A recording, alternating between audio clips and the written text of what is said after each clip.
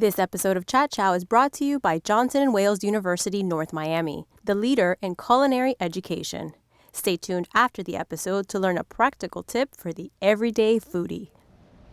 Welcome to Chat Chow TV, an online weekly show interviewing the personalities behind the food scene. Well, the Pubbelly boys are back at it again, and this time they're branching out to include beef in their empire. We're going to chat it up at PB Steak with Chef Jose Mendin.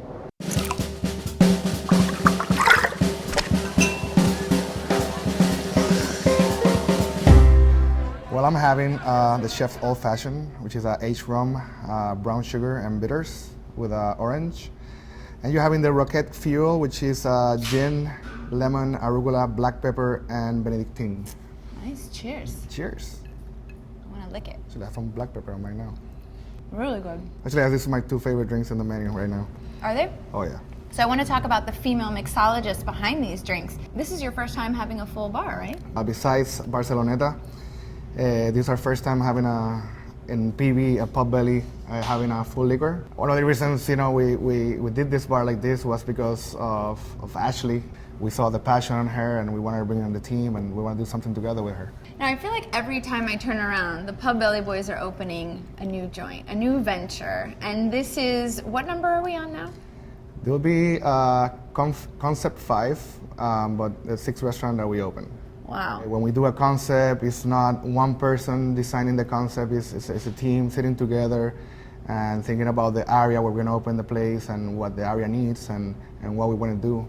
Now, it's PB Steak is the name, but you guys don't just serve steak. So walk us through the menu a little bit. It's a small plate joint where you come in with your friends and you have a variety of dishes. It's not gonna be your steakhouse where you have your bibb lettuce and you need your strip and your creme brûlée and you go home. No, here you're gonna have extensive raw bar with like different oysters sourced from everywhere. We're gonna have lobsters, king crab, stone crabs, a lot of crudos, main lobster sandwiches, and then you're gonna move to the small plates where we're gonna have a bunch of tapa style but American classic served to share, not to eat by one person. And then we're gonna have great salads. We're gonna have great steaks, and we got black Angus beef, and it's dry aged, and it has a really good marbling. We're getting Kansas City chops and cowboys. We encourage here that people slice their steak so you can get a little piece. You don't have to eat a whole steak by yourself. We don't want that. We want you to come in, like you come to Pubbelly, have 7, 8 different dishes, and go home like, what happened to me, I like that. I want to go home. What happened to me? What happened to me? It's just PB Steak. Every restaurant that you have, I've got some craving somewhere where I definitely want to come back. I think you should just rename the avenue Pubbelly Avenue because you guys are just taking over, man. When we cook, and when I cook especially, I don't cook, because I think the dish is going to be good or something. I cook because the dish is for the customer. So if I don't. It's not my opinion only on the dish. It's the opinion of everybody. It's not what I think. It's what the customer likes. One of the things about Pubbelly is when you're in the kitchen, you can see people when they eat the food. So you can see when they not, the dish is good. When they go like that, the dish is bad. So it's out of the menu. So just by looking outside. Yeah, I swear to God, that's what I love Pubbelly so much. It's because you can see the people eating, and here we have another chance of doing more flavors and another extension of what we can do there because of the size. Right. Now, are you still going to be the chef at Pubbelly? We just brought in one of our best friends and a chef that I work with a long time, and he's my best friend and Sergio's best friend, so we really wanted to bring him to the family back, so we moved him here with his fiancée. And she's working as a sommelier in Sunset Barceloneta, and he now is going to be running Pubbelly. So we're very, very happy to have him in the team. You can tell. Now, aside from Ashley, you guys have another female superstar who's behind your desserts. Her name is Maria Orantes, and she came to Pubbelly to Stotch like a year and a half ago. We just fell in love with her passion and her energy, and she slowly got more days until we could hire her, and she's become the pastry chef for all the restaurants for Pubbelly.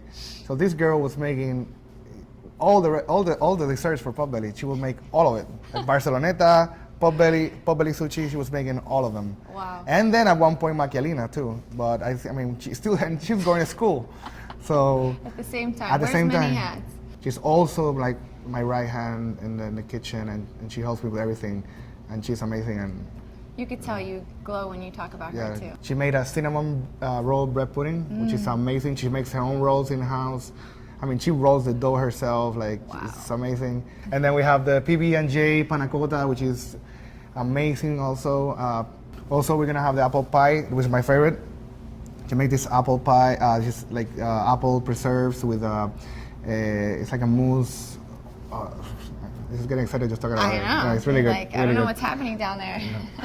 So what's next for you? It's all about PB steak and concentrating on this restaurant, which is our biggest restaurant.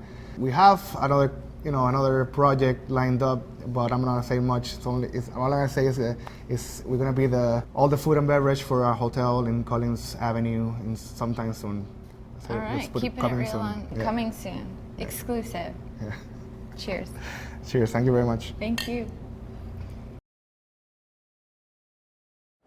Hi, I'm Josie Morell. I'm here at Johnson & Wales University, and today I'm going to be talking to you about meringue.